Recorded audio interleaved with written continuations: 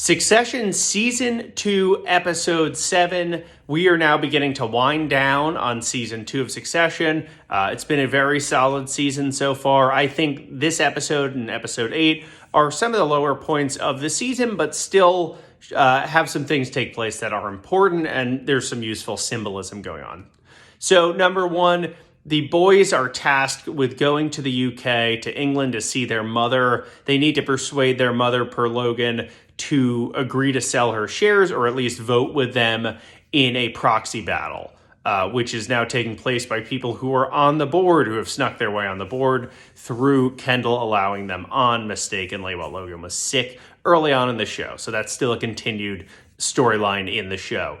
One of the things I like about the mother is she plays not so much the archetypal tyrannical mother, but she plays a mother who is not so motherly. She's constantly stabbing and jabbing people with jokes and sarcasm and wit, and she plays the character really well.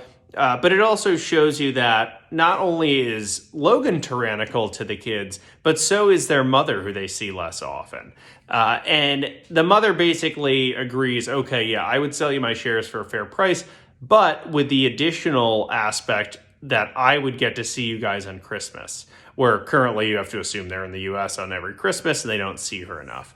And she knows that she has the power in this agreement because Logan needs her votes, he needs her shares. So it's a funny scenario because she's not so motherly. You can't really tell if she is doing this in order to see her kids on Christmas or if it's just to spite Logan, but who knows, and the kids probably don't know either. So anyway, they handle that task well. While they're in the UK, they also go to see the family of the young man who died, who was killed by Kendall. Logan has Kendall come with him and makes it sound like he's just coming along for the ride. But then they get there and he says, well, aren't you going to come in? You're just going to wait in the car. Kendall obviously is extremely uncomfortable. It's like the old thing where people always return to the scene of a crime. He sort of is doing that, but not even by his own volition. So it's pretty interesting, the uncomfortable feeling he's clearly experiencing. He eventually goes back to see that family and gives them some money out of guilt, because really they were just going there for a media opportunity, which is really, really low. But what do they care? They're sleazy people at the heart of it. Kendall is about to confess to the killing to his mother. It's late at night. He says, hey, there's something I want to talk to you about. I don't know if I should say it. And I kind of get the impression she knows what he's going to say, or she knows she shouldn't hear it, one or the other, or possibly that she thinks he should just handle it on his own and be a grown-up. But she says, yeah, I think I'm just going to go to bed. Why don't you tell me in the morning? And again, what mother is going to tell their kid, hey, who says I have something to confess, tell me about it in the morning? It's kind of funny. But anyway, so he never tells her. He keeps this secret bottled up, and it's clearly impacting his life. But what is he going to do? There's also, in this episode, getting into the symbolism of it, there's a really good scene where Logan and Shiv are in a study, and they're talking, and Logan is, as he's speaking to her, and clearly, she's still humiliated by not being publicly named CEO, even though she privately was told by Logan that she would grow into that role. There's in the background, there's a picture, a painting of a man feeding a horse, and it's sort of like Logan leading her along with this carrot. Maybe she'll get it, but probably she won't. But either way, she's being led where he wants her to be led. So it's perfect symbolism for that. Excellent selection by whoever set up the room where they were filming. That was really well done. It's also, horses are symbolic of not primitive, but hard to understand internal impulses. You see horse symbolism all over. I'm going to do a separate video on the movie The Sting with Robert Redford and Paul Newman, where horse symbolism is like the driving force of the movie. But this is a little more subtle, but Shiv has this instinctive desire to be great at something she does, and she's willing to stab people to get to that point, stab people in the back, siblings, friends, fiance, then husband. It doesn't matter who. She'll take out whoever it takes to get to the top. And so there's sort of that like primitive instinct to to achieve that she has this really brutal ambition.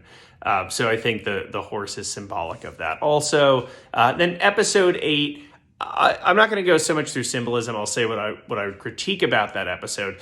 Episode 8, they go back to Dundee, Scotland. And why I think this is a mistake is part of the power of Logan's character is that you don't know so much about his origin. You're told it was hard scrabble, or at least that's the implication based on how the family behaves, especially compared to the Pierces. We discussed that.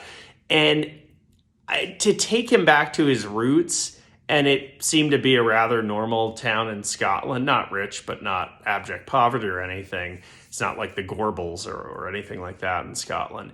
I thought takes away from the character a bit. It's like, if you want to do Citizen Kane, that's fine, but give us the whole origin and make a narrative of that. But if you want to have the Logan we've seen, which is sort of like John Huston in Chinatown or Gordon Gekko, where you don't really know where they came from so much, and that adds to them being this really intimidating, powerful force. So I think that was a mistake. The whole Rhea Jarrell storyline, I'm not a huge fan of. It's like, oh, you're going to name your former competitor as the next CEO publicly.